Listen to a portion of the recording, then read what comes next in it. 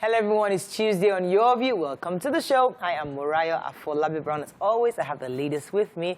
Nyame Akasha Zabiri, how you doing? I'm fine, I'm grateful to God.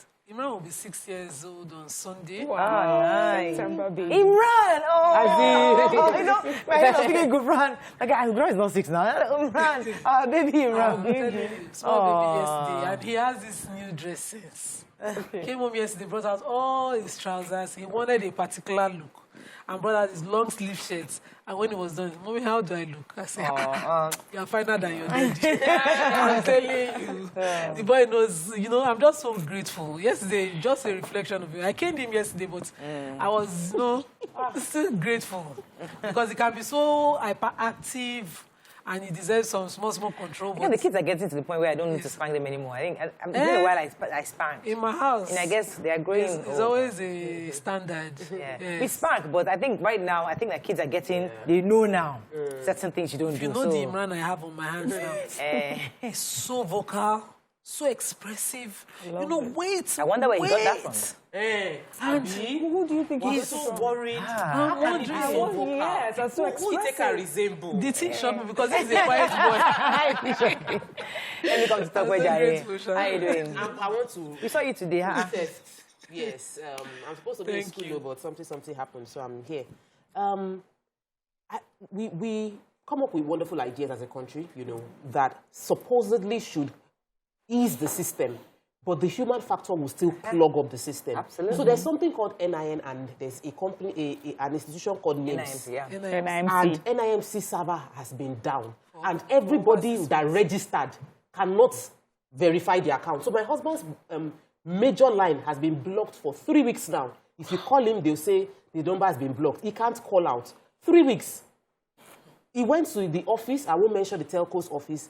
They blocked the number that he has registered. They could see his NIN. They know he's registered, but they said they cannot connect it. That the NIMC server is down. Maybe just that day, shall we? No! 3 weeks, Brian. Yesterday, he's been calling. He's now calling and begging. And I'm like, who are you talking to? He say, it's the Oga at NIMC. We have to now start saluting somebody and praying that the person, and the person is, and I have to be a good boy so that I can get my NIN that I registered years ago connected to my line. Well, you have NIN. I went to MTN office yesterday to register a new line for my office. And my NIN number, they could see my picture, but they said they cannot connect. I should go back to the NIN office to go and revalidate. To go and revalidate. So, and there's millions of Nigerians that need to go and revalidate. Especially the first set of people that registered, we complied early, have to revalidate because the system has a problem. That's the truth. Yes. Are you sure? I'm telling you, that's what we're facing. You know that they blocked my number. Even So, the other ones. This is that I'm waiting for the government to say why Nigerians are not doing this. And I think it's an issue that we can talk about. We'll bring it to the fore. Let us go do a bit more research about it and find out from their own end, and then we'll bring it on the fore. Miriam, how you doing? I'm fine. I'm okay. You remind me of something. I just can't figure out what it is. Oh, okay. Go ahead. Yeah, so I just need to talk about crossing the road underneath pedestrian bridges. It does not make sense to me. Today, it was raining heavily, and there were a lot of people trying to cross the road. And there was this person using crutches. Oh, sugar. Crossing just underneath the pedestrian bridge. So in this case, with him, I thought about it. I said, how would he go up the stairs? So we need to start thinking about our specially abled, citizens as well. But it was so dangerous. It was dangerous for him. It was dangerous for the drivers on the road. And it was raining heavily. But the visibility is low. It was low, yes. And then there were many school children also trying to cross the road. We just need to do that. For those who can use the pedestrian bridges, please just do so. Me too, I have a lamentation. Please allow me to lament. I am calling out somebody. A bank, I will not mention your name. You are the only bank in the whole of the world that is still wearing face mask. Insisting we enter with face mask. I don't understand this bank. Every other bank still allowed. The whole world has passed. In fact, I need to report to WHO. Because this is the only... You need to mention the name. No, this is bad. Let me not mention this. It's the only just bank. mention the color. It's blue. How many blue banks? Are they plenty blue? I don't know them. Blue. This bank, everywhere you go, with your face mask. I say, okay, me, I've taken 3 shots. How many shots do you have? Maybe that's why it needs you to wear your face mask. No, but I'm saying though, like... Relaxed protocols. I think they should know that. Everybody... Government already relaxed protocols. Yes, now. That same thing happens in the airport, too. And they said that airport, they are waiting for fan. that they know that the law has been relaxed, but that the NCAA hasn't given them the right. Anyways, this bank should please calm down, because our security, the security guy is always stopping me with face mask. I have to go back to the castle and get face mask because of military thing. I beg. You know what? What you should tell the bank is if you are insisting that your customers wear the face mask, provide it at your entrance. Free. Exactly. For free. And their workers are not wearing face masks. That's the hypocrisy. Once you now enter, all of us now remove it. So what's the point? Let's go on a break, I beg. This Nigerian factor. We'll be right back. It's Tuesday. It's too early to start dramatizing. We'll be right back.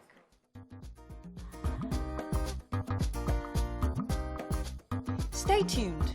Your View will be right back. Thanks for staying with us. We're going to start with The Nation. PDP in distress, says Otom. APC Campaign Council accuses Obi of playing ethnic card. 2023, EU cautions politicians against hate speech and violence. Aviation unions protest stalls activities at Lagos Airport. Pardon, I bear no grudge against anybody, says Nyame. INEC cancels 1 million voter registration. And JAM insists on no biometric, no examination policy. Okay. Should I take let me take the major headline. PDP, the governor of Benue State, in response to questions asked by journalists, says that that he would be lying if he says that that the party itself is not facing some challenges, especially as it concerns the Wike faction and the rest of the PDP. And he says that the internal mechanisms for conflict resolution has not been applied in this situation, and the party has allowed this to fester. But he's also very confident that PDP would resolve this in due time and would reinvent itself to be a strong opposition to the APC. He says that in his state especially, it is solely a PDP state. And then in response to another question, which is, most of his criticisms of the administration and the president is done via media. Why doesn't he sit with him face to face? He said it's been 2 years since he's been able to see the president face to face, that there's so many people in between that have prevented him meeting with the president. And so the only place he has, to air his grievances is through the media. And he also complained about some elements where they had asked the government for a bailout of 46 billion naira to pay for salaries and pensions and gratuities. That was approved, but he's accusing some people in the APC of sort of sabotaging it, and says that the money was not released to them. And so this is his only avenue to express and criticize and talk to the presidency. Okay, so JAM has decided that there will be no more makeup exam for those whose biometrics were not captured. So since 2017, JAM has always organized what they call a mop-up exam for those who come to the center and do not have means of, their biometrics was not captured and they cannot be recognized. JAM is insisting on that they've evaluated this process over the years and seen the impact of it and think that, it's not really, doesn't have any value, and it's, it's going to be affecting the reputation of JAM as an unbiased exam umpire. So they want to remove that system. So now every student who is writing JAM must have their biometrics verified, and there will be no more mop-up exams, except that any student who registers this before, during, while he's undergoing his registration, that student can still have a mop-up exam, but it will be organized only at centers verified by JAM within JAM headquarters around the country. And so that will be clearly monitored. But except for that, there will be no more, you're not going to verify, and that mop-up that will happen after the UTME exams have taken place. Okay. So I want to take the APC Campaign Council accusing the presidential candidates of Labour Party, Peter Obi, of playing the ethnic card. But the issues are more than that. One, they accusing people from Peter Obi's camp of of spreading rumor that the APC presidential candidate is not feeling okay and is pulled out of the presidential race based on health grounds. And the spokesperson, a statement by the spokesman, Festus Keyamo, was saying that Asiwaju Bola Ahmed Tinubu did not pull out of the race.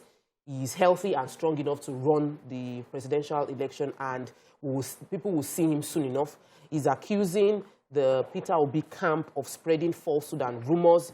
He also mentioned the fact that there is a video where Peter Obi was talking about how there's a WhatsApp group, a Tinubu WhatsApp group, where people are told not, Yorubas are told not to vote for Peter Obi.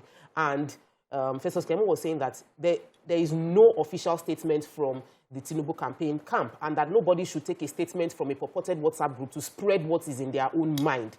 According to him, it is only messages released by the APC Presidential Campaign Council that are officially authorized and for which we take responsibility for, that he's challenging Peter Obi to reveal the source and names behind the nebulous WhatsApp group, and he wished to, is accusing the Peter Obi campaign of concocting that message. Yeah. Anyway, can we deal with the issues on all campaign grounds? Let's stop ethnicizing or making it look like it's an ethnic quarrel. Yes. It's not. Yes. You know, let's just focus on what we are feeling. And everybody in Nigeria is feeling something right now. We'll talk about that because the elections are coming very soon, 28th of September, officially, and then we'll see how everybody's going to be using their own strategy. But let me take INEC. INEC is saying that they've been able to delete 1 million voters because of multiple registration, double registration, and I think there was illegible. Yes, it was illegible. Those of you that actually signed out or you're unable to fill the form legibly, we're all removed from the voter register. So finally, they're going to come out with the list. The verifiable use, the automated biometric identification system will eventually tell us the exact numbers of validated voter registers that we have. So we now know who and who is able to vote. They also said that the system from between January 15th to July 31st has been completed, and that I think that's pretty much the story. There's nothing else. Yeah. So your PVCs are ready. Those of you that register between those dates, the PVCs are ready, and they'll very soon they'll let us know how many of us are actually eligible to vote. Okay, moving on now to the Punch. Boundary disputes worsen, insecurity, 676 killed in states. Lagos flooding, rescuers recover 2 corpses, saves 9. Gridlock traps Lagos Ibadan motorists, passengers for 16 hours. Strikes students to barricade expressway, carpet in Gigi and Adamu. Labour Activation workers issue 14-day ultimatum. Ekwemadu detained 82 days, daughter 6 kidney donor. 5 killed in Ufa Yumba's convoy attacks his police. Passport issuance rises by 38%, more Nigerians are relocating.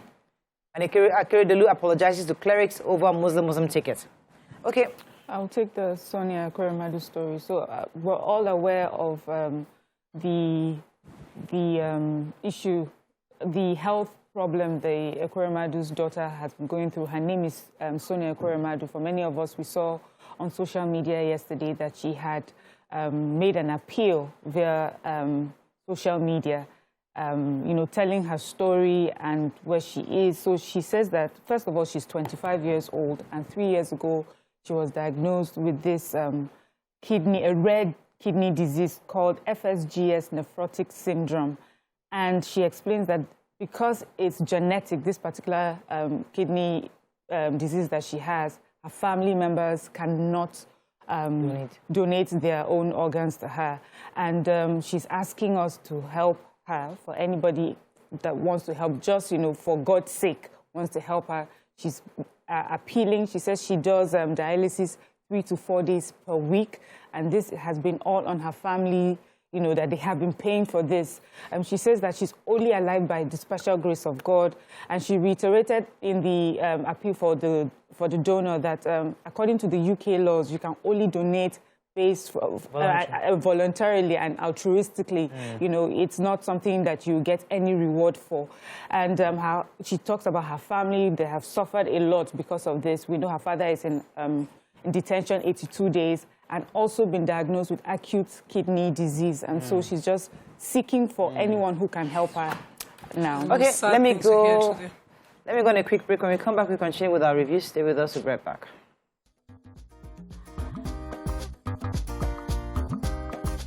Stay tuned. Your View will be right back.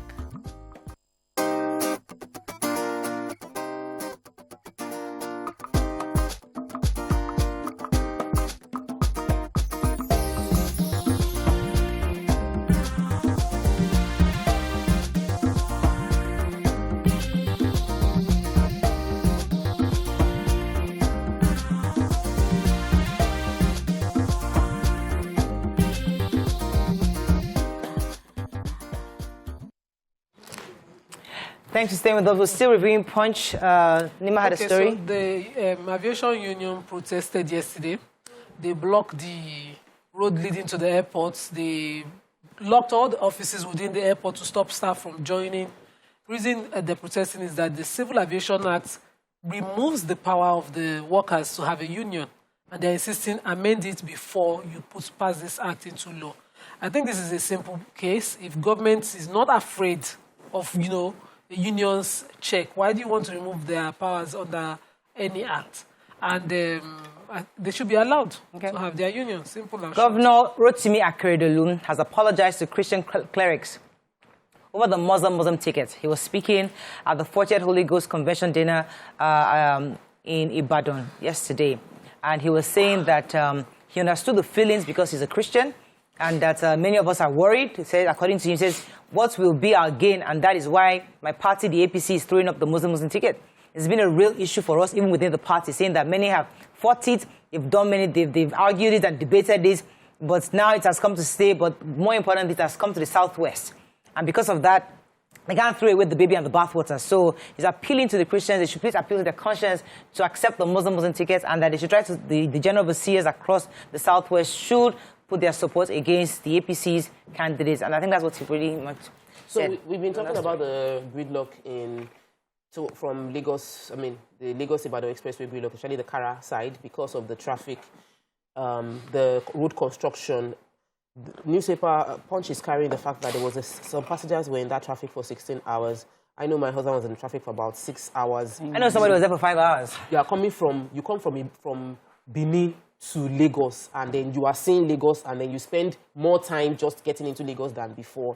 So we cannot, when everybody is groaning like this, then a government that is feeling us, and this is a partnership, so we have the private construction company that is doing the construction work, and the government should be putting pressure on them to work 24 hours to ensure that this thing gets done fast enough. And I think it's not about the work, it's about the alternatives created and traffic management. It's simply traffic management. I know what traffic management can do. I know when I started to partner last month in my area, and I'll get to work as fast as I wanted. Somebody should regulate it. There's no just one option. So I think everybody already knew that Lagos-Ibadan is a major highway. So, and when you're going to have a construction there, we already predicted that this was going to happen. However, that alternative detour should have been such that make sure no truck, no trailers are traffic management. Do you know that jammed or something? Let me explain some alternatives. From Shagam, you can come through Ikorodu. And you can also... alternative for those that are living in OP and trying to get into Lagos. It's not a hot topic. You can't explain that. Let's move on to Daily Sun. Tinubu Obi clash as Atiku faces editors. Angry Senate moves against all thieves.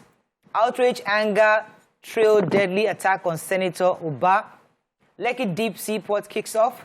Operation September 16th. Let's see. Kudos knocks over FG's suit against ASU. 2023 elections, opportunity to turn Nigeria's fortunes for good, says Khan. King Charles II continued to maintain affections for Nigeria, says British High Commissioner. And Wike Tot Amechi challenges him to enter presidential villa. Story? Okay, I've got security forces and the Senate. The Senate orders security forces to go after oil thieves. So the leadership of the Senate yesterday, the meeting with our security personnel. We had the Chief of Defense Staff, 3 service chiefs, Inspector General of Police, the DGs of National Intelligence Agency, the SSS, and many others were at this meeting. And the leadership of the Senate was just saying that, see, when it comes to this oil theft, security needs to do better in arresting these people because the oil theft directly translates to how it affects our economy. He gave some numbers. He says we lose so much of our oil. As at the last count, the report was that we export just a little above 900,000 barrels, and that is just about 50% because it is supposed to be 1.8 million barrels per day. And the activities of the illegal oil bunkering and theft, especially in the Niger Delta area, he's pushing the security agencies to do better when it comes to that. And then secondly, also talk to judiciary. He says, when these people have been arrested, and sent off to the judiciary. It's not enough to just take what it is that they have stolen and tell them, go and sin no more.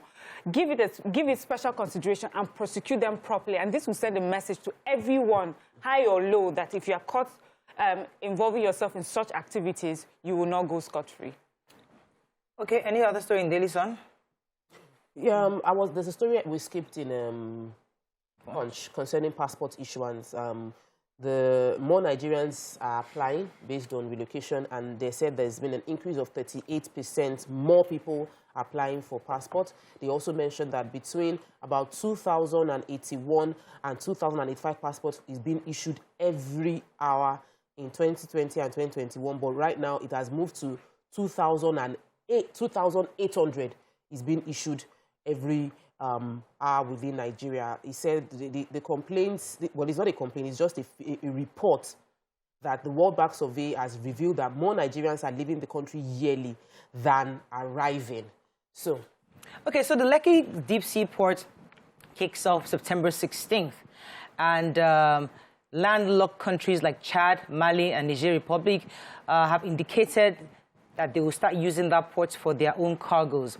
According to the report, the Lekki deep sea port will completed its installation of high technology, which has been deployed and will be, I think, the first in the... So no port currently in Nigeria has a ship-to-shore crane.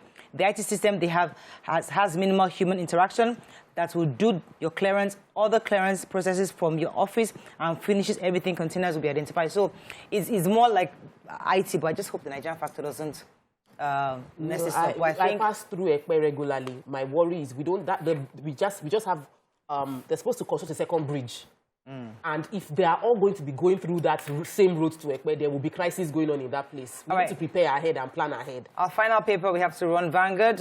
Let's find a story we've not taken. Akeredolu Gumi differ on same-fate ticket. Passengers stranded as workers protest anti-labor clauses. Presidency Tinubu not ill, won't withdraw from race. Save my life, Ekweremadu's daughter appeals for kidney donation. PDP crisis, Wike keeps party leaders guessing.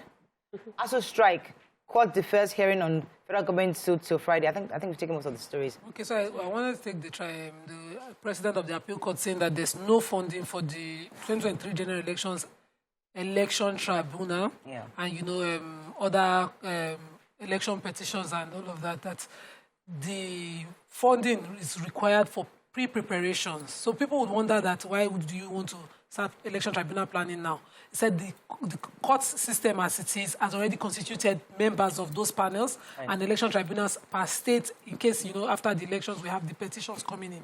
But as it is now, there's no funding, and funding hampers a lot of things that government is, or whoever, or the agency in charge of it who is supposed to release funding should do that expediently, and that, they need funding. Yes, okay. I think that's all we can take. Okay, I have 1 more minute. So, Nima was going to explain something to us on the Lagos, but I really wanted to hear it. But let me let you finish it now that because I know it's important. I have traveled to Lagos Ibadan through Abeokuta before from Songo. Yes, and I know that there's an alternative from that end. Yeah. If the road through Songo was working, some people can get to Songo through Songo, and from Agege in 10 minutes you're in Magodo if you know the road in lesser time. But the alternatives are not working. So the construction is happening, and all of us are focusing on alternatives. There are alternatives. But just that nobody's yes, I have traveled through there. I've traveled through the Ikorodu end, and I know those alternatives work. So and they will really shorten your time. Like Yaba, Lekki, you can take those access roads to get in. Yeah. While those that are on a short journey that is like Ikeja between from your house. No, if you're coming to Magodo Ikeja, it's shorter. Yes. Imagine me going home to Satellite Tower. Sometimes I go to 3rd Milan Bridge, go to Ido, and then face home because I'd rather not. Sit in that traffic at Maltu and get on the Badagry Expressway straight. So sometimes alternatives. Okay, so government needs to just create alternatives for people. Because that Lagos Ibadan is like a nightmare. And before this, they launch our new wonderful deep sea port. Let the bridges going to Ekpe and alternative routes already be working. Just will not be doing palliative in between. That is all we can take on the front page review. When we come back, move on to our hot topic. Stay with us. We'll be right back.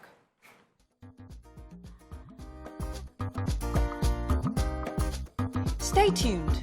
Your View will be right back.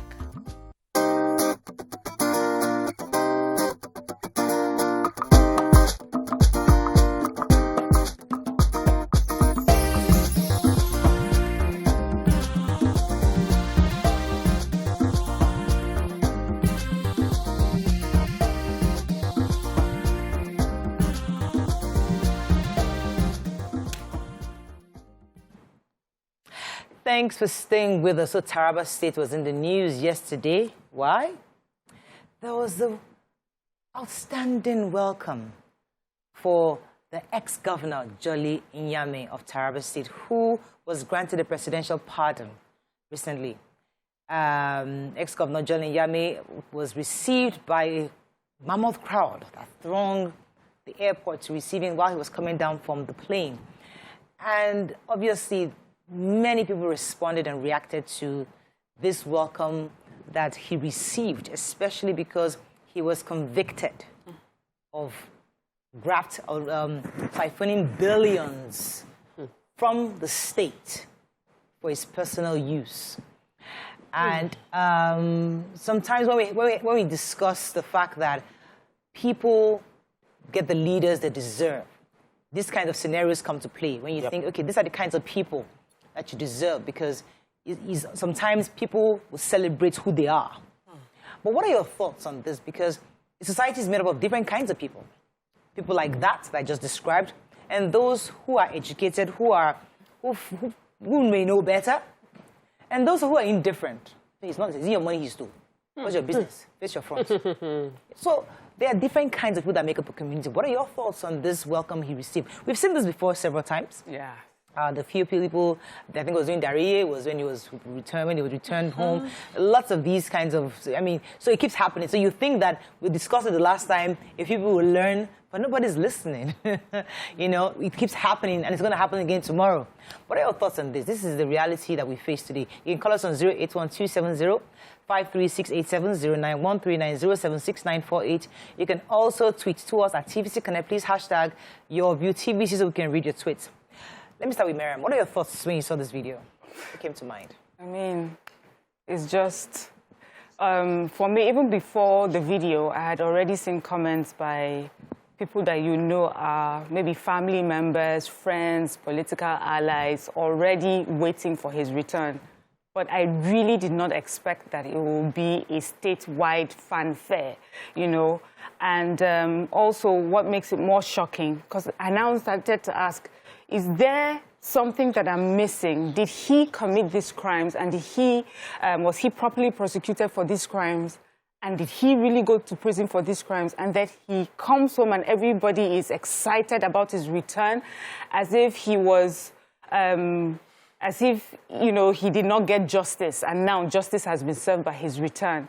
I had to go back, you know, to read some of during the case, the judge presiding over his case had mentioned, given the facts before the court at the time, he said, I must say that I'm morally outraged by the facts of this case. The people of Taraba State had elected the defendant, a clergyman, on 3 different occasions.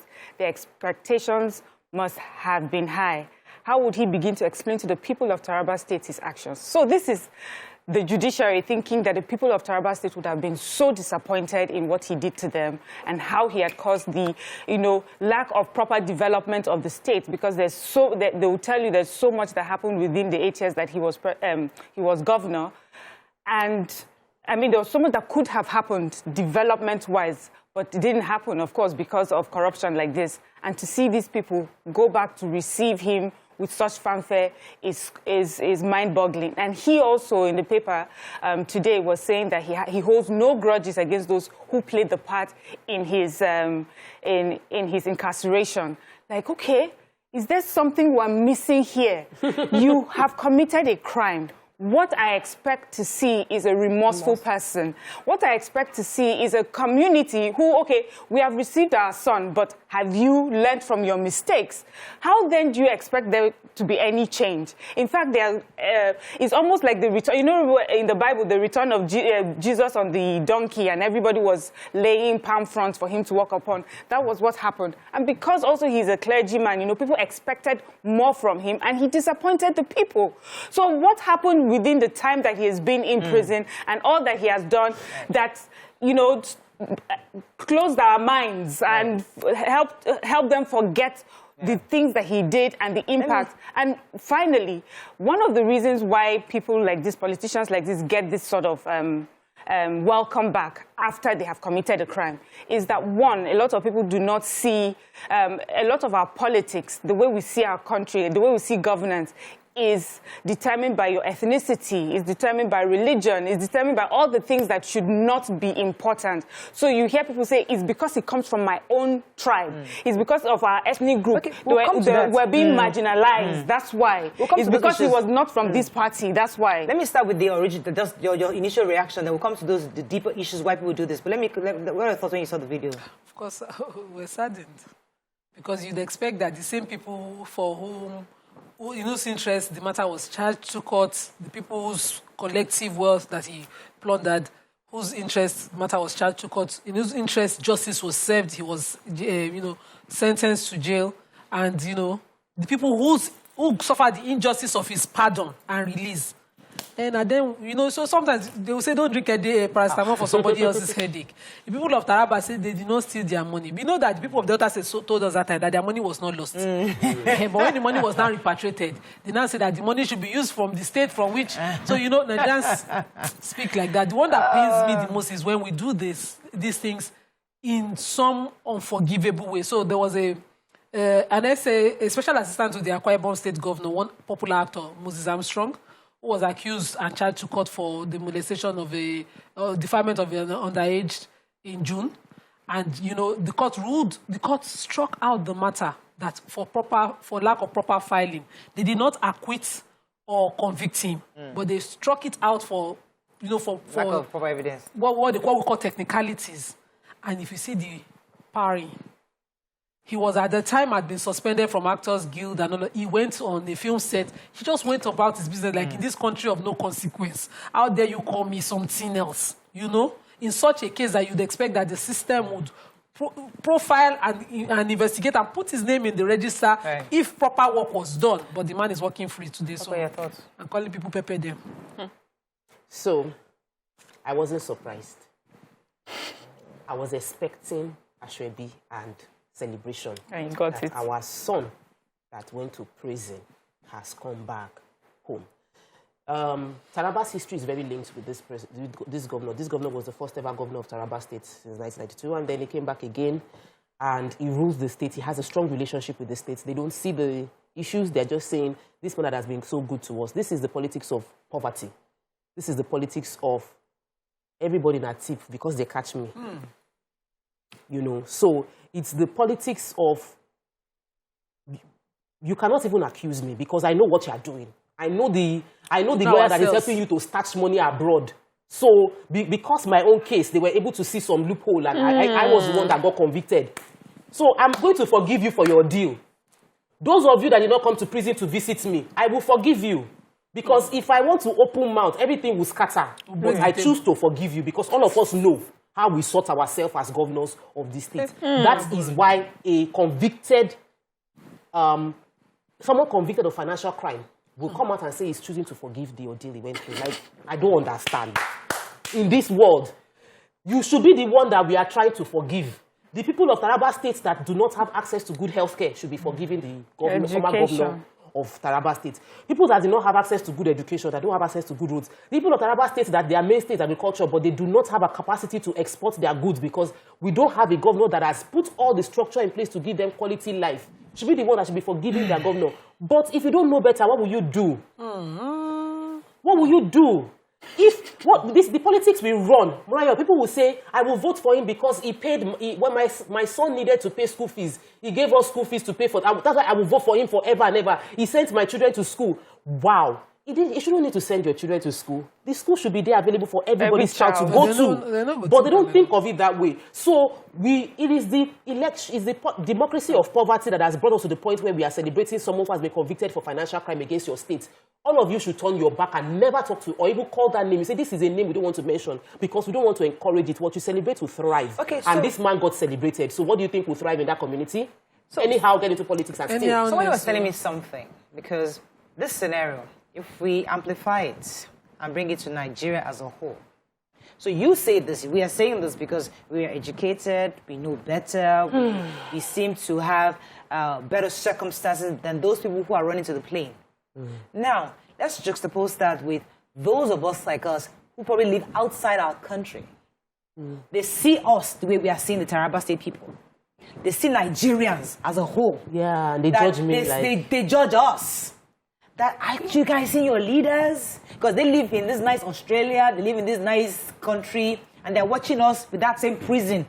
That prison that we're using to look at the Taraba State community right now. And they're looking at us like, are we okay? Why are we voting in the same kinds of leaders?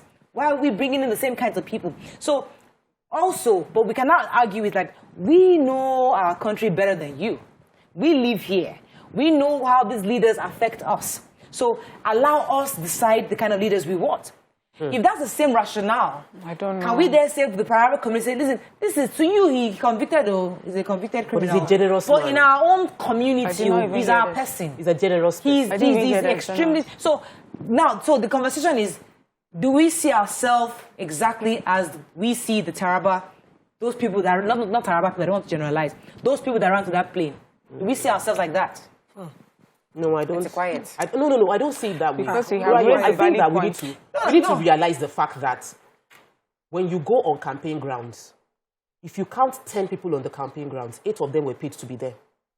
When you go for elections, when you count those that are going to vote, majority of them are going because they know they have interest to vote. The general population isn't concerned with government. And that's the cross we need to bear. We, as the enlightened, educated ones that feel like we are isolated from the crisis of this country, need to take responsibility for the crisis because we are letting the people who have no understanding decide who will rule us. No, they don't understand. It's not that they don't have it. They have a stake. Their lives are perishing. They are dying.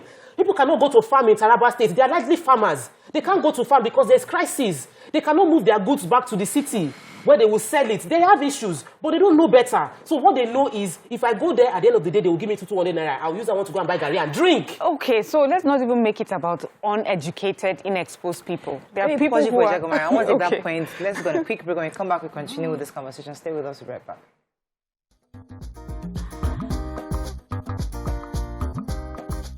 Stay tuned. Your View will be right back.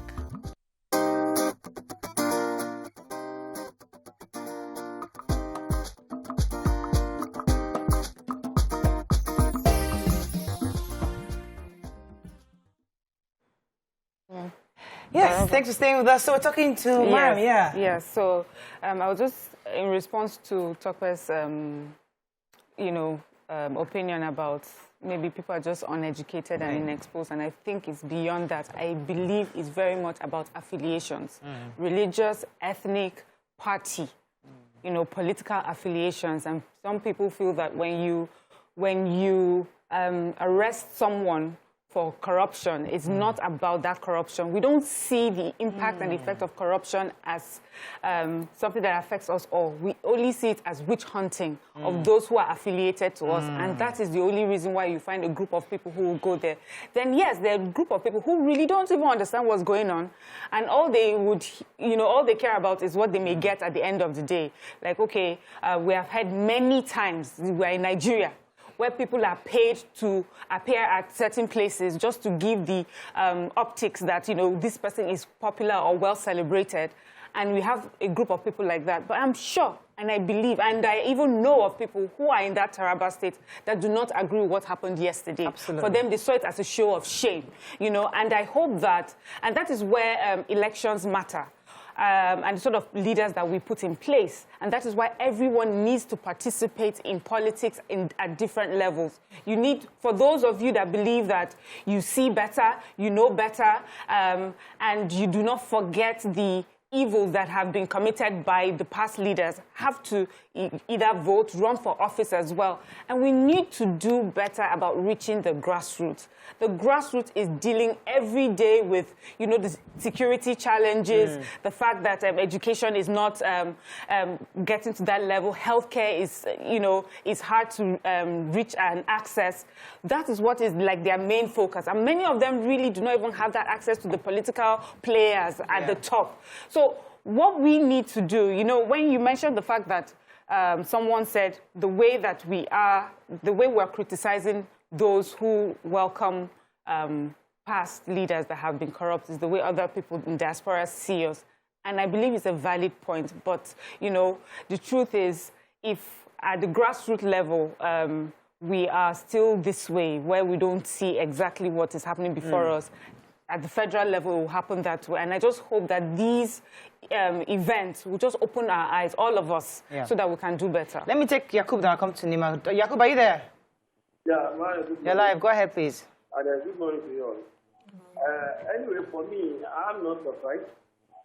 I'm not surprised because this is not the first time. We all know that. Even here in Lagos, one of the big chiefs of one of the political parties, let me even mention people. But they judge, yeah. It was when he went to that house, let me call it house of big balls. Because, Moraya, do you know that somebody that took a goal that was sentenced to prison, the place that they are going to keep that very particular person is going to be worse than the person is a lot of money that made for ordinary citizens. Because these guys, if you look at them, even look at that Johnny Nyame, when he even come out of that prison, did he even look as if somebody that went to prison? That is the truth. You see, Moraya, what is going to settle this matter is this. I think our law, our Senate, House of Reps, they need to make a law whereby Nigeria's system will adopt it in terms of China way. Because these people, I think they know that when you caught and then you will sentence to death penalty. Thank you, they Yakub. dare not do that. You know, what Yakub said is so vital. I remember when my father came back from Kirikiri, he was in prison for, I can't remember how long it was. I didn't recognize him. He was skinny. Back then, the prisons then were vicious. He, Beko, and a few others, the lawyers were thrown, the activists were thrown in the prison at the time. And he was looking like really starved. Though my mom used to go and take food, but he wasn't well. This guy's kept there, well kept. This guy's, so he didn't come from prison. He came from like where they were just house arrest somewhat. But go back to what Nima with Mariam said, which I think is valid. You know, the hypocrisy of our system. The truth is that those people who are celebrating are not celebrating because they're not celebrating there because, oh, he's our leader. There's a connection. There's an inherent connection they have with him. Either he helped them, either they are colleagues, either they're in the same party, either they're the same religion. There's something. So, as Africans, should we face the reality that this whole thing, this whole democracy, this whole politics that we talk about, it's really ethnic, it's religious. They have this coloring that many other democracies don't really have, or maybe they have the ability to resolve it, but ours does. And the earlier we confront this reality, because we try to conscript our democracy like it's exactly as it was given to us. But we need to modify it, because our reality is that we connect to, oh, she's my Muslim sister, oh, she's my Christian brother, oh, she's from Southwest. See, Governor Keredolu appealing that it is our turn, oh, the presidency is coming south, and now it's coming to Southwest. It's our turn, all of you. So who is fooling who? When we keep talking as if like Nigeria, how can we all just be realistic? Let us put the cards on the table. And simply rotate it. Nobody gave us democracy. And just know who we are. Nobody gave us democracy. We copied it. We copied what style fits our sharing arrangements. So even the British, they cannot claim to have a democracy. What they have is not a clear, free and fair arrangement. That one are for history. But, you know, Nigerians decided to go and copy the presidential system, not necessarily democracy, from America, because that arrangement of two house lawmaking chambers and all of that just sort of caters for, as we plenty rich, go feed chop rich, you know, and then the cabinet, that kind of arrangement, really. So we should not even claim somebody is pushing us. We are doing what we want to do. But you know, when we now think of that Messiah, because now we are looking at another Messiah now. I'm just looking at the system, waiting for the Messiah to clash with it. We looked at one Messiah in 2015 and thought, this one will come, and all these bad things are disappear. The same person is the one that offended me in this arrangement. It's not the people that went to go and work on Nyame. Nyame will always have people that he has helped before that will owe him love. But the person that offended me is the person who abused the rule of pardon. Because you mentioned your dad now. Those are the people pardon was made for. People who had integrity, people who had a pedigree, who for one mistake or the other found themselves in jail. Not somebody, those were freedom fighters who were jailed, who were arrested, you know, to shut them up. People who deserve pardon are people who were claimed at one point to be inciting, and they found that they didn't incite, but they fought for the interest of the nation. Those are the people who deserve pardon, not the person who have committed crime. Convicted by Supreme Court. The person who have plundered state's resources who was tried, convicted, who went to to contest his conviction in the Supreme Court and lost. That person now deserves a pardon. It's the person that offended me. The president can use his complete and total discretion. So, unfortunately, that that's what we are saying. That's another angle. Now you have reached the test. That is it. You see that now we are seated here now. And today, every day, we call out government, we call out government. Tomorrow comes, and then I look and I say, know that we were childhood friends. And I use my discretion against the interests and the things people I claim to stand for. That's what we're saying. Hassan, are you there? Thanks for calling. You've been holding. I'm here. You're live. Go ahead, please. My heart bleeds for this country. In fact. And the way you are looking at it, it's not about uneducated people. It's not about uneducated people.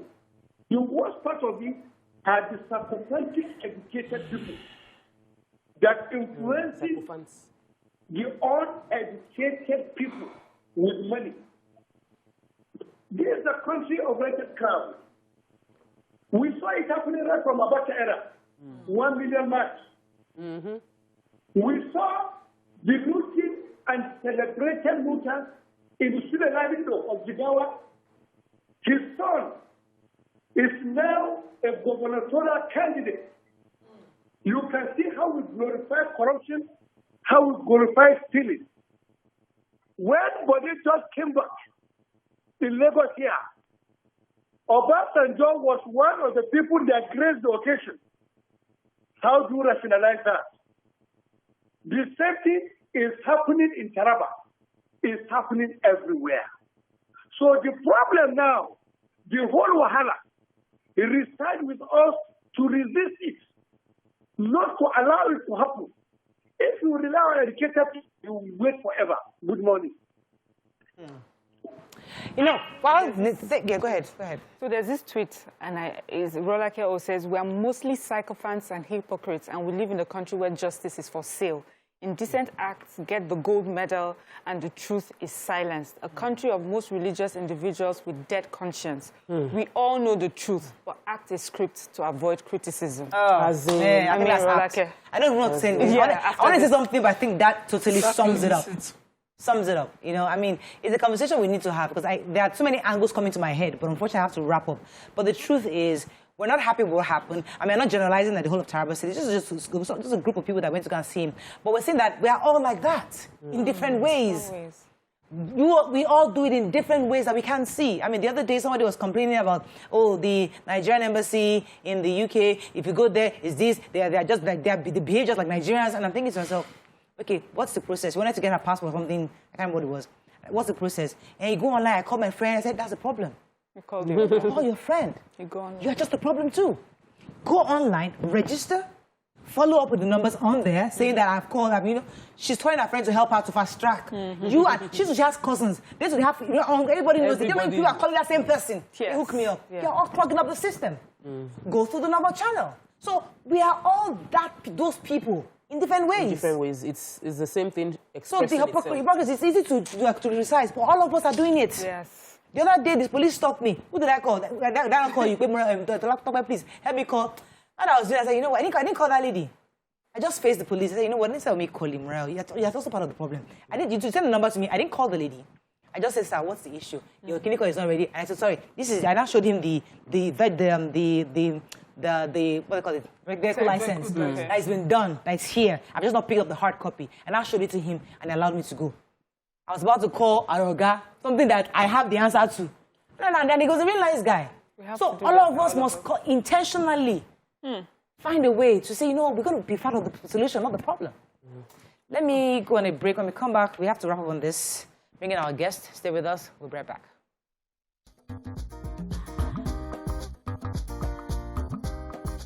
Stay tuned.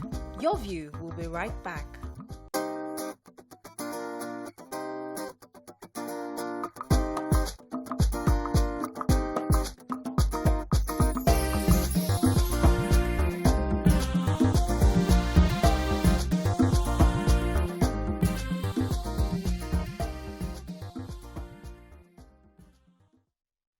Thanks for staying with us. It's Tuesday. We deal with some medical issues. So according to reports, Nigeria has recorded 36 new confirmed cases of monkeypox in 1 week between August 22nd and 28th.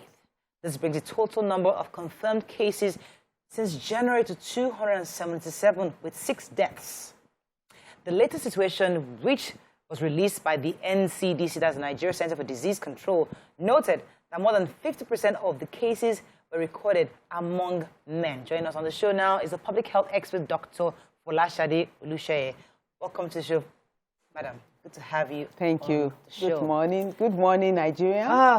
Monkeypox. You know, when I hear monkeypox, because I don't really know what it is, so I just think, oh, maybe like another smallpox thingy that, you know, we'll get over it. But then I started seeing visuals in the last 1 week, pictures of monkeypox cases, and I'm thinking, oh my God, this is not as small as we thought it was. So let's even start from the beginning. We know of smallpox, we know of chickenpox. Which is monkeypox? What is it exactly, and how do you contract it? Well, monkeypox is just like smallpox. In fact, there are so many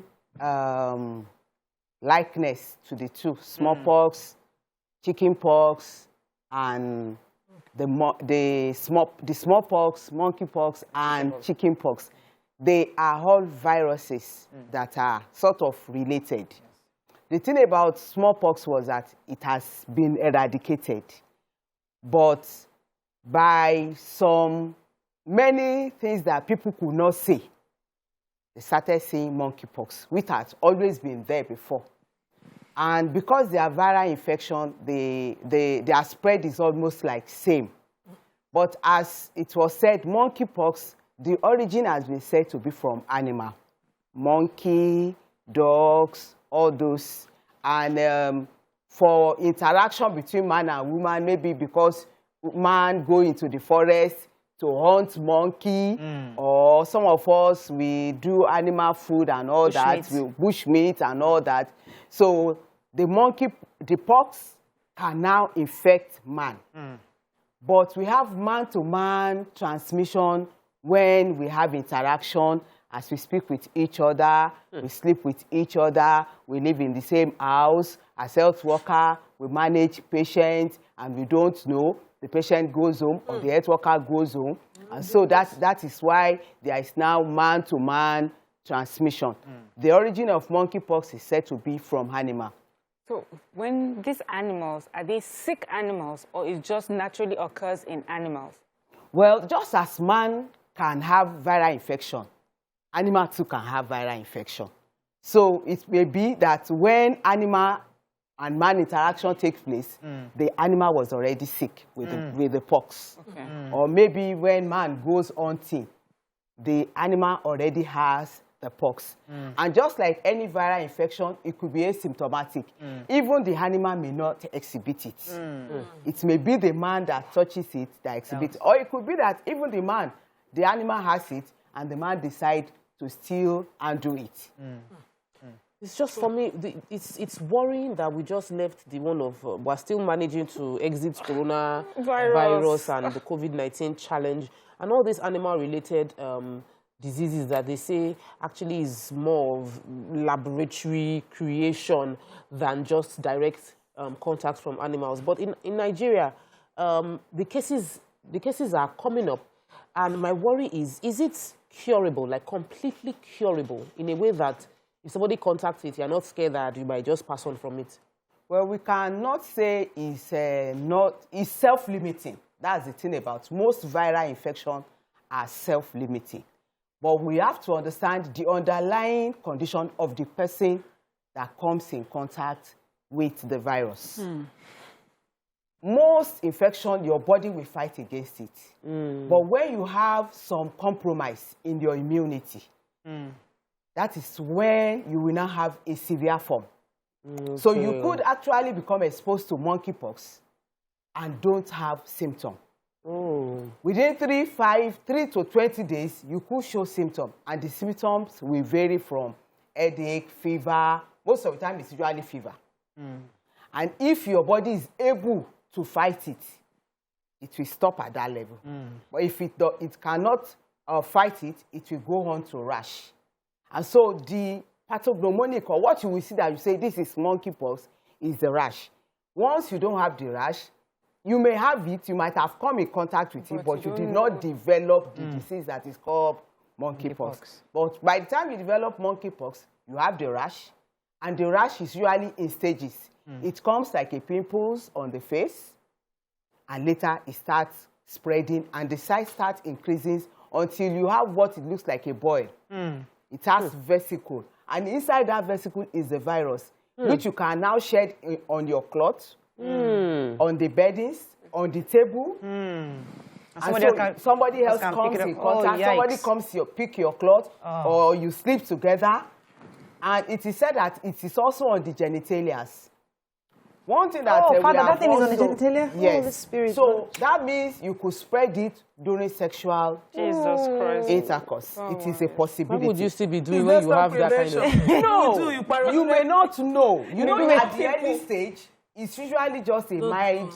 And it's, the fact that you have fever does not mean that you will not have the urge to have. Until that urge cannot come. So when the urge comes, when the urge comes, you can actually spread it. Wow. But one thing that is outstanding is that most people that have it, they are people that have some sexual behavioral changes. Like what we call men sleeping with men, or bisexual, that is, they sleep with both men and with women. And the thing about them is that their immunity is usually affected. So maybe that is why we have it more in men. And that is why it is spreading. Because believe you me, things are happening in our society. The word of God is true.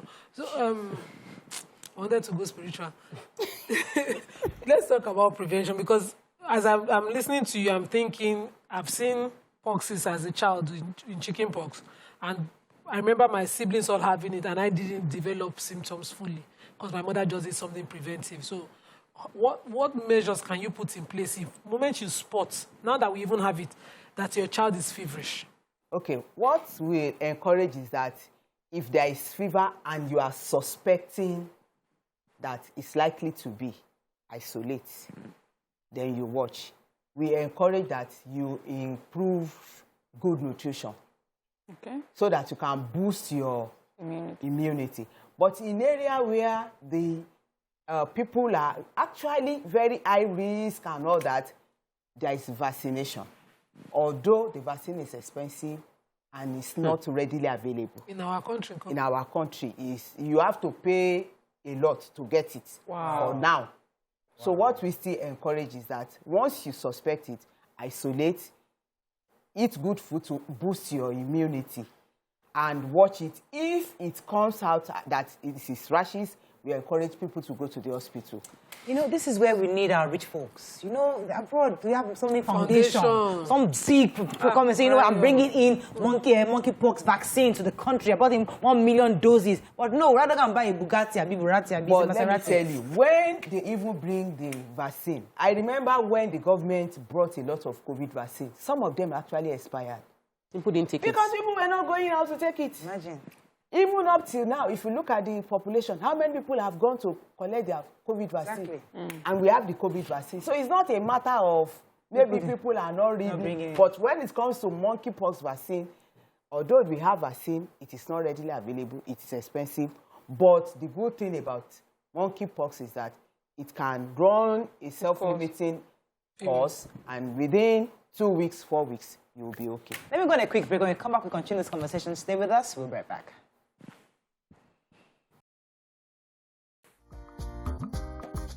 Stay tuned. Your View will be right back.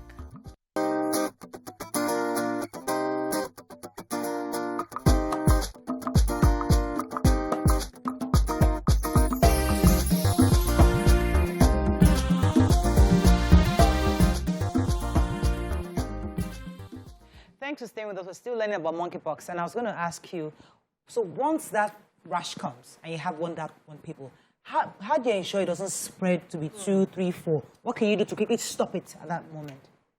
Truly, you don't really have much power to prevent its spread, because it is already in your blood. It's a, like I said, it's a lymph node or your immunity status thing. So your immunity has already been compromised. It's low.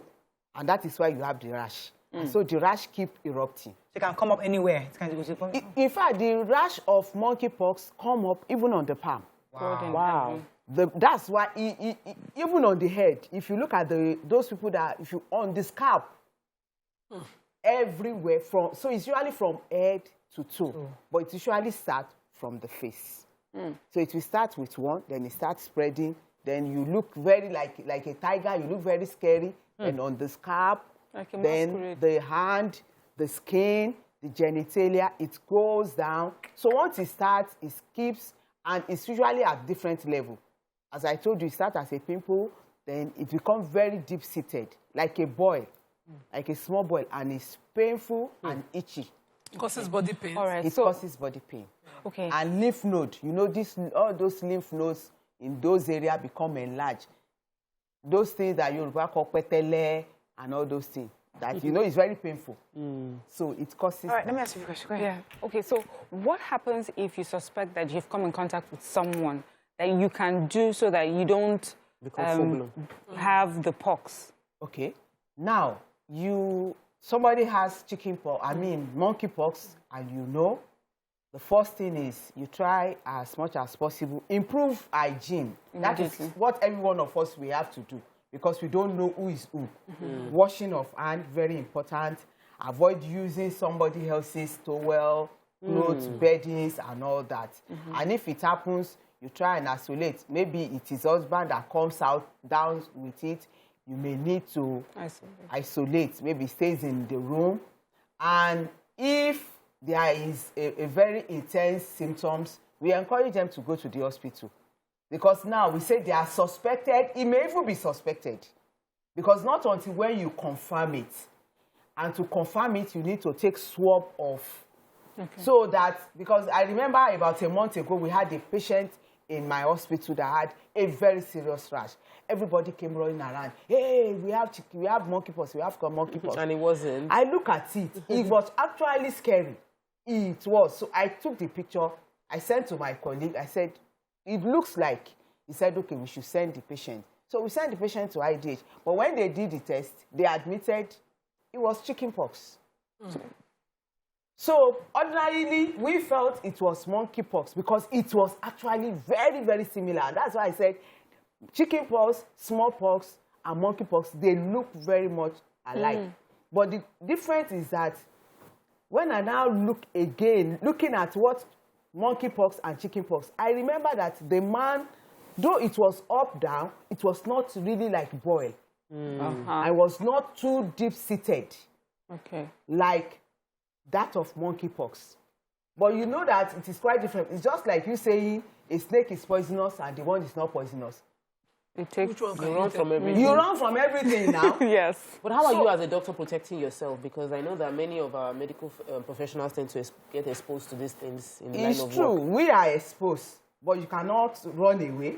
We still encourage ourselves to do what we call the preventive care, control, use of face mask, avoid contact as much as possible. Now, we don't allow patients to sit too close to us because sitting too close, the closeness, and as much as possible, clean surface, wash hand, use face mask. Those are the only way. And if you have it, you stay away from work. Because I remember that particular patient was in our hospital a week before then. He had fever. So when he came back with rash, we had to go and look at the file of the doctor and who saw. And I said, please, you need to look out. Check yourself because you saw the patient when the patient came in with fever. What's the response like amongst governments now? What preparations are in place? Are we treating it as we treated COVID or... No. For now, we don't police like we did for COVID. We encourage people that have any ailment to go to the hospital. And if we suspect it is chickenpox, we educate them. And we encourage, monkeypox, we encourage them to go. IDH, mainland hospital, is still the place where we can get tested. There they can take sample, they can test, and within 48, 72 hours, the result is out. So you can actually know what to do. And as I said, Monkeypox for now does not have a definite treatment. So what we still do is we isolate, we encourage the close contact to watch out, eat well, improve hygiene, and as I said, if your immunity is good. I need to ask this. If your immunity is good, you may come in contact with it. And it will not. That does not mean that you will come For down. someone who has it and maybe is isolated at home, do they have a bath? Yes, you can. They do take their bath. It doesn't. Can they use sponge? They can. It's very painful, so you will not want to touch it with any. It's a painful lesion. Very painful lesion.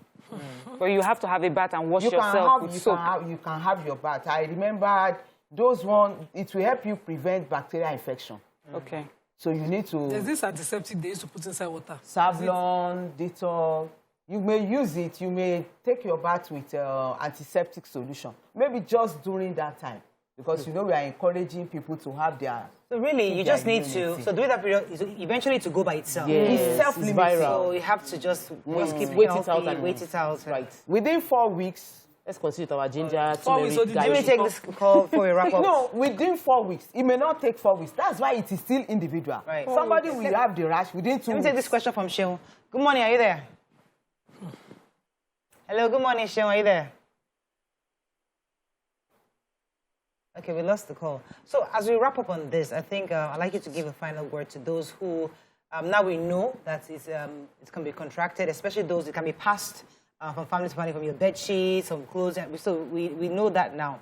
But how do we ensure, can kids get it? Can children get it? Or because they've been vaccinated, they are prevented from this? How come? Because we thought that we took vaccines when we were young. You think that this vaccine would cover us from this? Everything completely. Well, from the study, children less than 8 years, probably because of all the vaccines, the childhood vaccination, you know, there is a way maybe it rubs over each other to protect them. Yeah. They are not likely, but never say never. Yeah. Okay. But after 8 years, you could have it. Any of the people could have it. So we still encourage, please enjoy, make sure you eat well. Yeah. It doesn't have to be expensive. Yeah. Because you don't know what you will meet in the bus. You don't know who you will meet in the road. So encourage people to eat well. And if you have any symptom, please go to the hospital. Yeah, so on Twitter, Lastborn says, please, what kind of food does one need to eat to boost the immune system? You eat fruits, vegetables, and eat everything edible in moderation. That's what I tell people. Avoid junk food. Because they don't build your immunity. Once you eat well, whatever comes your way, eat it. Okay, Nima is happy. That is it. Eat ewedu and cow leg soup. All right, thank you so much, Doc, for joining us this morning. Appreciate it. Thank you for having me. Let's go on a quick break. When we come back, on to another subject. Stay with us. We'll be right back.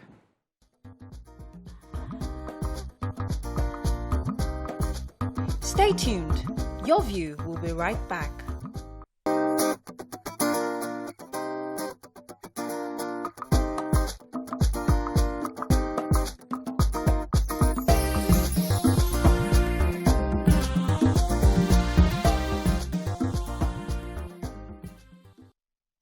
So we're still discussing health. It's Tuesday. They say health, they say is wealth. Join us is to discuss wellness of the female body with issues of irregular menstruation, absenteeism or season of menstruations, infections, hormonal imbalance, pains during makeout, and mood swings.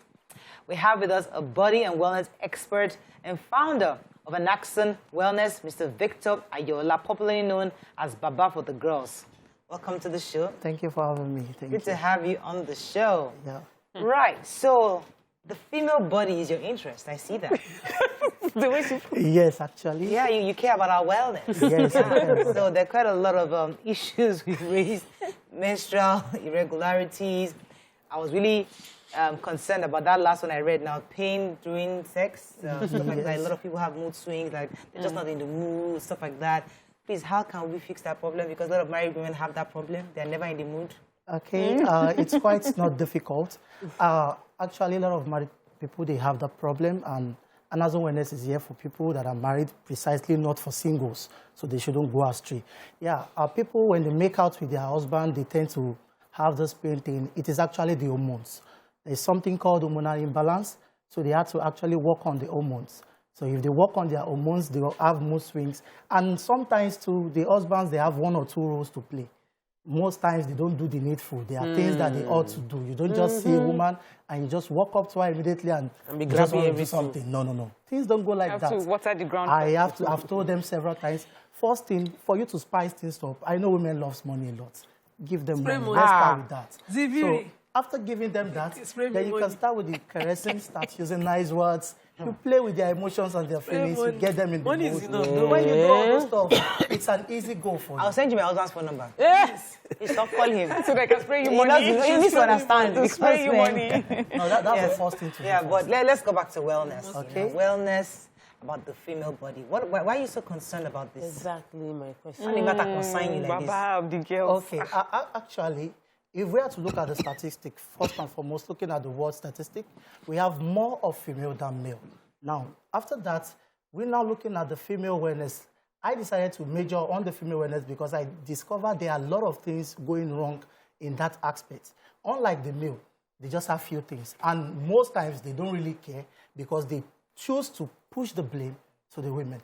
So I prefer reaching out to the women when they take care of themselves, where they are good to go in terms of their health and every other means, then everything is perfect. Okay, so for women and hormonal imbalance, how would you assist a young girl who knows that, I just don't feel okay.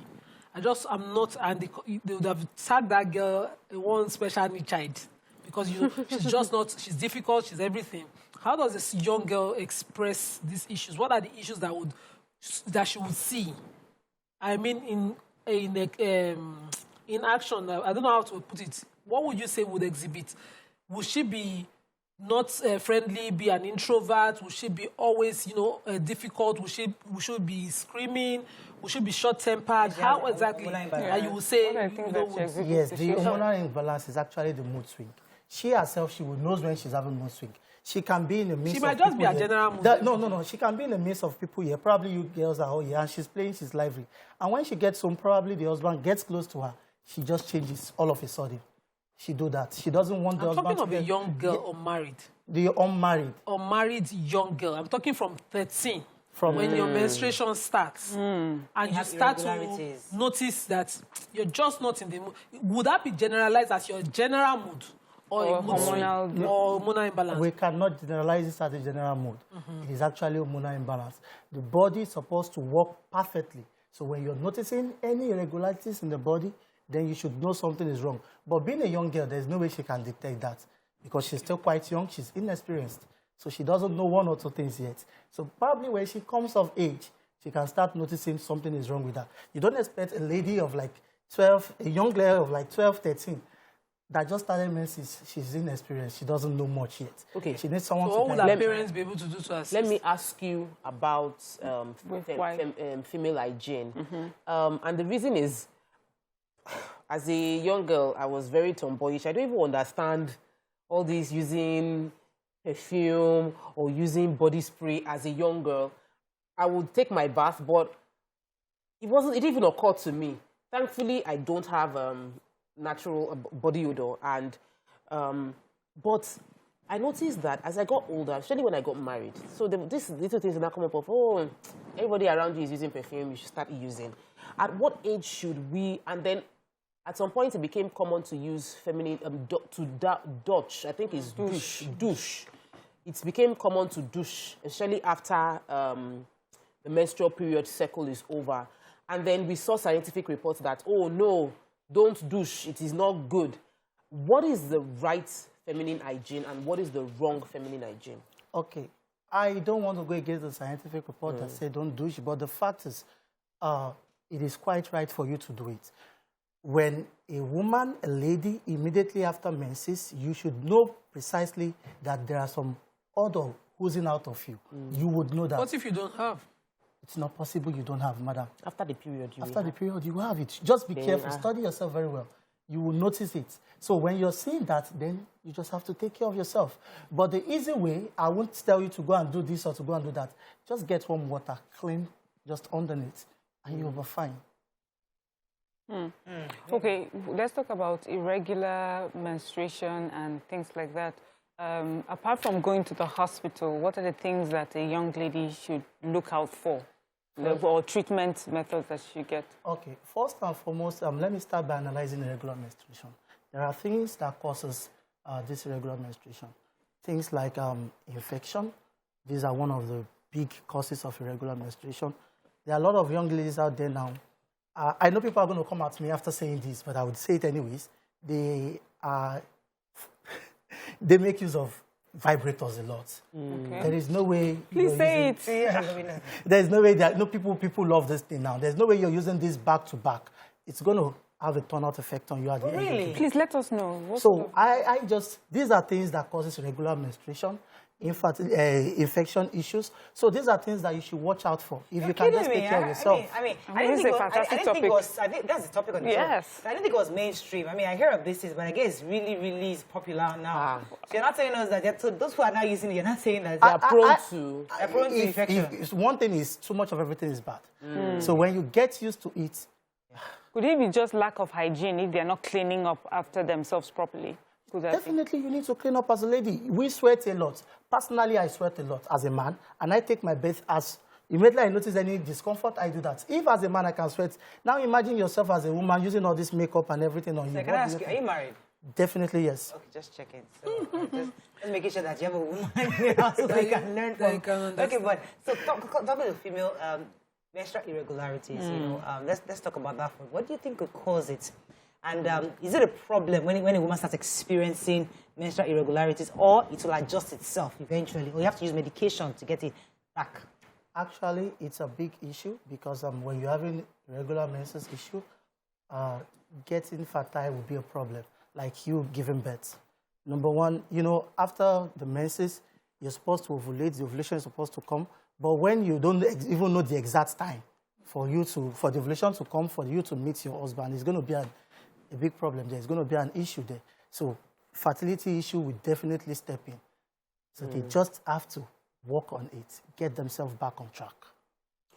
So we have a lot of, what do you call them, herbal promises from different people on social media. I'm sure you know about Kaya Mata and all of those that are doing different stunts. And then people say, oh, don't go that route. Go through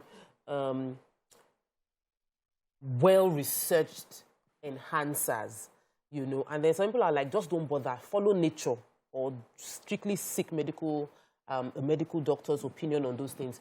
Where would you say Nigerians should focus more on? Okay, this is it.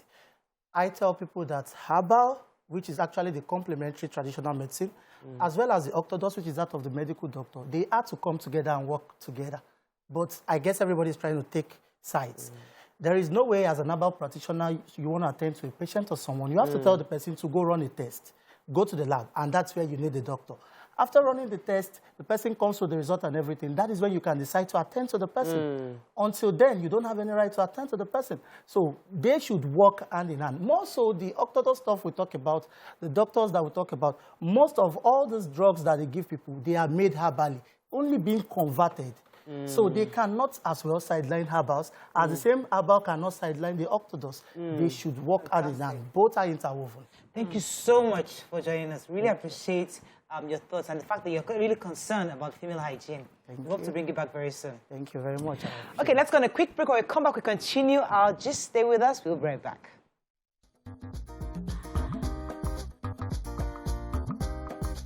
Stay tuned. Your View will be right back.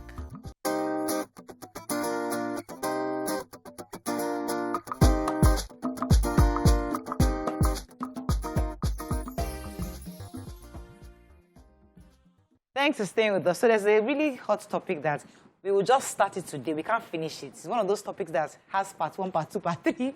But it was this lady, Eva, on social media was saying African parents need to normalize talking about sex with their parents or with their children, especially because our culture doesn't discourages us from talking about sex to children. And I think that that's something we all experienced growing up. And it's a conversation because we've all talked about at what level, at what stage you start introducing this topic to kids, and we've been taught already. at the age of this, age of that, you know, how you, the various levels you can do with kids. But there are other parts of this conversation, which is even in families, in married couples, how much of yourself can you express to your spouse? I was telling the ladies during the break that in my own church, you know, in my own church, it's very, it's out there in the national, from Daddy Jew has said, it is illegal, oral sex is illegal. It's wrong, it's unhygienic, it's immoral, it's wrong. That's for my own church. I'm not talking about your own churches. Then my own pastor even reiterated it again about very 2 weeks ago. Very recently, I was saying this to your pastor, Very clearly, I said it out. Why you are now saying? Said it, oral sex is unhygienic, it's a sin, it's wrong. And when I was talking, everyone was just cringing. I was just looking, I was looking at all the women around me. They are holy. They're all like this. Me, I'm just, they look at them. Anyways, as I said, it's a topic we can only start today. We can't finish it. We only have about 10 minutes. But what are your thoughts? Let's start with the parents we've talked about over and over again. Yeah. What are your thoughts in this expressing? Let me start with Mariam. Okay. How much can you express yourself? Or should you express yourself? Okay, so I feel that when they're really young, the conversation is easier because you're teaching them how to protect themselves, how, you know, this is your special part, no one else is allowed to touch it. But they will grow older, and I've been thinking about it. When she becomes a teenager, what kind of conversation are we going to start having? We have to have the conversation on safe sex. We have to have the conversation on abstinence. You cannot talk about abstinence without talking about safe sex. You cannot talk about safe sex without talking about oral sex and all types of sex. So I'm like, at what age would I have that conversation? But I'm happy that she and I have started this conversation, and I feel that it would open the door and make it easier for her to come to me, hopefully. Because, you know, as a parent, you think you have done your best, but you just never know the outcome. But hoping that these conversations that we're having right now about just her understanding her body. There's one conversation that she asked me, she came and she asked me that she just realized, this was a couple of years back, that she realized that her place is different from her brother's place. Why is that? You know, and that opened the door for conversation. I had to explain to her, this is the reason, because you grow up into a woman and the woman will have a baby and things like that. And other conversations have come from there. But the truth is that I don't know. I'm anxious about the conversation on sex.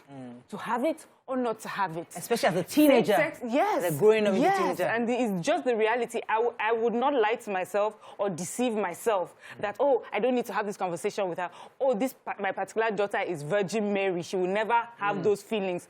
As long as I have a healthy child, I know this is part of her growing up. Let me come to Mama Boys. You don't have to deal with this thing. No, not necessarily. I think that, so what I've been doing so far, because I'm not one to have that conversation one-on-one, is when we are watching movies, and even though I only watch movies that are age appropriate with them.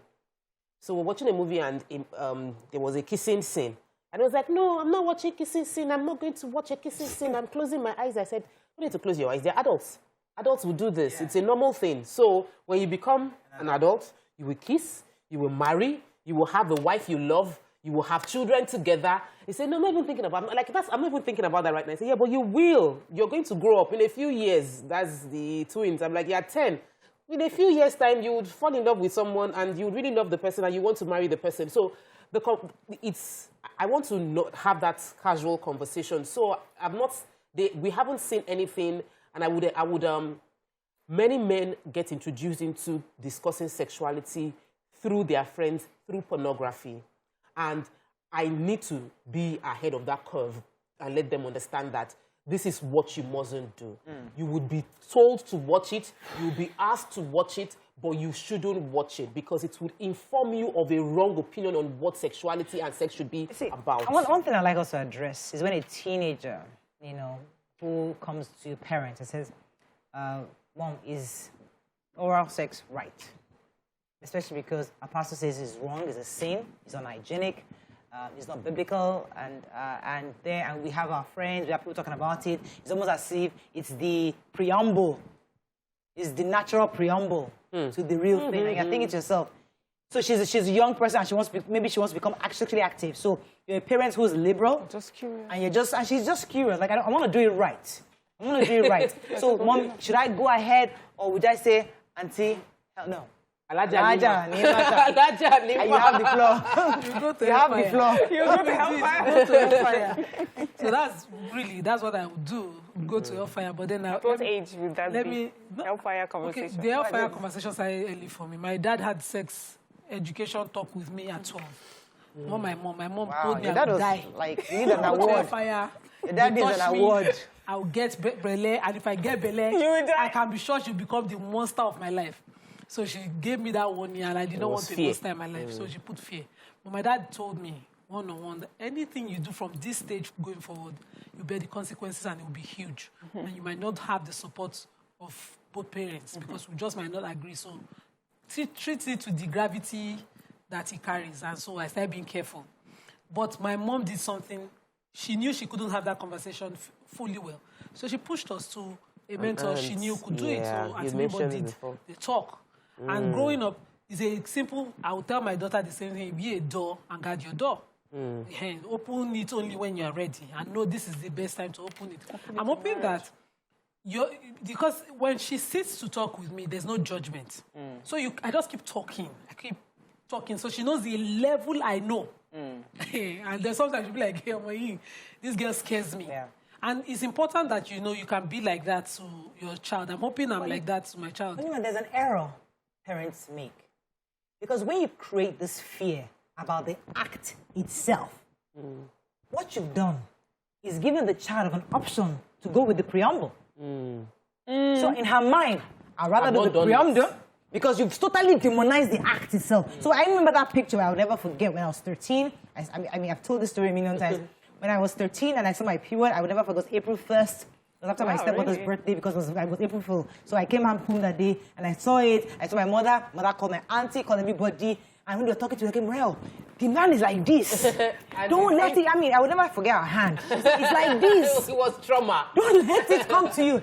And as a child, I'm like, oh my God. So that trauma, so the act itself was demonized. Now, for many other people, so you feel, as long as I'm just doing this one now, it's okay. You're looking at it bad. Let me go. All of the safe parts that, the scare, made you wait till you were married. Wait. Yeah. So, Exactly. let's Some people don't. But some people don't. Some people don't. Just opposite reaction. Let me address the issue of what you said and the church. That's a whole topic. Wearing trouser. Our parents. Wearing trouser was a sin in my church growing up. So I didn't wear trouser, and I just felt it was like, how can you wear trouser? Wearing earrings was a sin. You cannot wear earrings. Then I was going to do youth camp at Deeper Life Church, watching TV. That's horrible. So we must realize that trends change. Now we have pastors with tattoos all over their body. Tattooing, that's terrible. Has said that was a doctrine then. Yes, tattooing is terrible. A man having dreadlock and weaving their hair, sinner, you are going to hell. Life and times will continue to change. Values are most important. The Word of God doesn't change. What the Word of God tells us, when they created all the laws, what did He bring it down to? Love your neighbor as yourself. Love your Lord, your God, with all your heart, body, and soul. So for me, at the end of the day, it is that we create rules in different areas that are sort of based on our limiting understanding per time. So as a parent, I don't know much, but I would tell you, we were watching a TV show, and there were travel bloggers and all of that. And I said, there are many career options in the future. I don't know what the career option you would choose to go with, but just understand that whatever you do, you must add value. You must be a positive influence in your environment. So that for me, the underlying value is what we should focus on. Okay, yeah. Last comment. Yeah, so going back to, parents talking to our children, sometimes when I cast my mind back, I would say you would see that traditionally, the way we grew up, children and mothers sort of interacted. Like we said, when they go into the river to have a bath, women and children will have a bath. And you get to see life example of how you should wash yourself.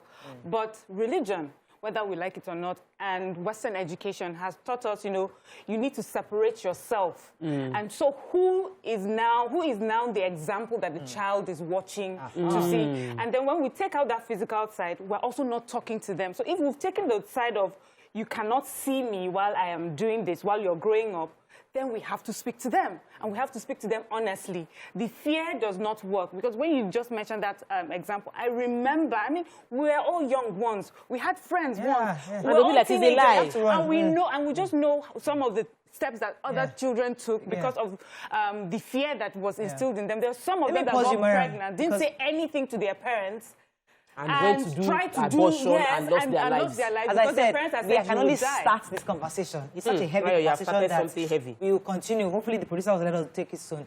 But that's all we can take on the show. We've wrapped up today. Have a great day. We'll see you tomorrow. Bye for now. Bye. Bye.